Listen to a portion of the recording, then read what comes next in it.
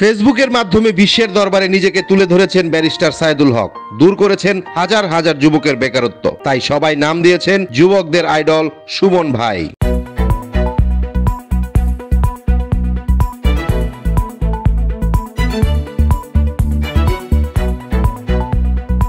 দৈনিক যায় যায় বেলা, সত্যের সন্ধানে সারাক্ষণ।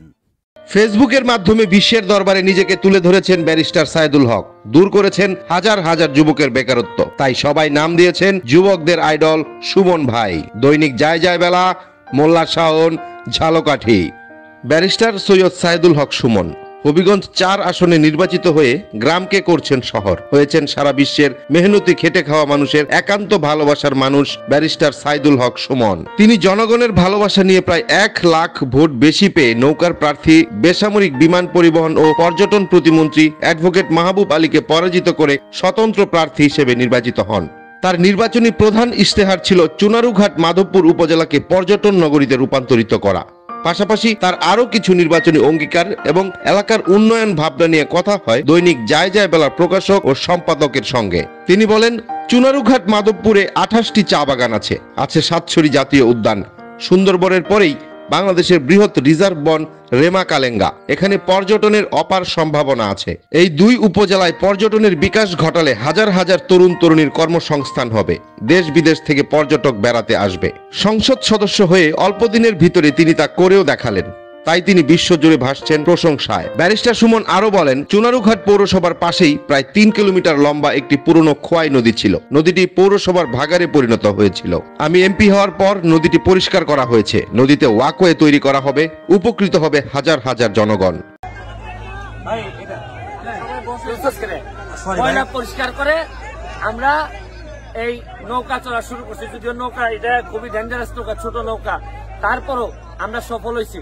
শুনেন, স্বপ্নের কথা বলা সহজ, কিন্তু স্বপ্নের পথে নেমে বিডি ক্লিন আজকে যা দেখাইলো, যে এত ময়লার মধ্যে নেমে যেভাবে পরিষ্কার করলো, এটা একটা অন্যরকম একটা অভিজ্ঞতা আমার হইলো, যে অন্যের ময়লা কিভাবে মানুষ নিজের মনে করে পরিষ্কার করতে পারে, এটা অন্যরকম একটা ধারণা পাইলাম আজকে।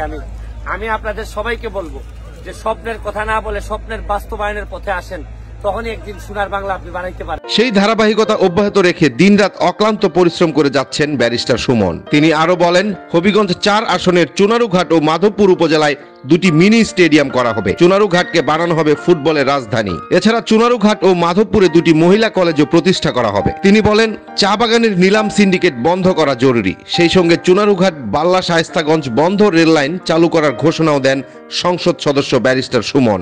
দ্বাদশ জাতীয় সংসদ নির্বাচনে স্বতন্ত্র প্রার্থী হিসেবে ঈগল প্রতীক নিয়ে ব্যারিস্টার সুমন সর্বমোট ১,৬৯,০৯৯ ভোট পেয়ে বিজয়ী হন। ব্যারিস্টার সাইদুল হক সুমন নিজ উদ্যোগে শতাধিক ব্রিজ তৈরি করেছেন চুনারুঘাট ও মাধবপুরে। দেশ বিদেশে রয়েছে তার লাখো কোটি ভক্ত। বন্যার সময় হাজার হাজার মানুষকে তিনি করেছেন সাহায্য। শুধু নির্বাচনী এলাকা নয়, সারা বাংলাদেশের যুবকদের আইডল ব্যারিস্টার সাইদুল হক সুমন।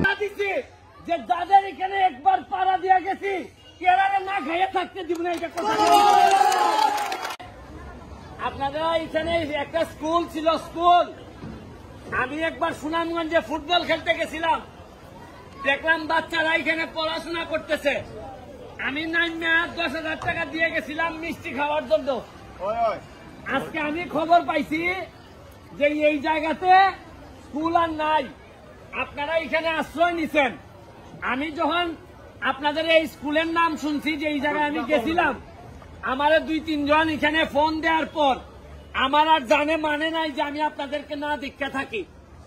আমি ১৫০ কিলোমিটার দূর থেকে আপনাদের জন্য আইছি।